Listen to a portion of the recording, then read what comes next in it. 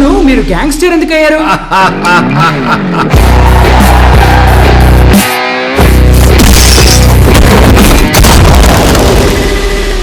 ఎవడ్రా కబాలి? పిలవండి రావండి. తెలుగు చిత్రాల్లో ఇక్కడ ఘాటు పెట్టుకుని మీసాలు మీద తిప్పుకొని లొంగి కట్టుకుని పాత విలను ఏ కబాలి అని పిలవగానే ఒంగుని వినయంగా ఎస్ బాస్ అని నిలబడతాడే ఆ కబాలి అనుకున్నారా? కబాలిరా.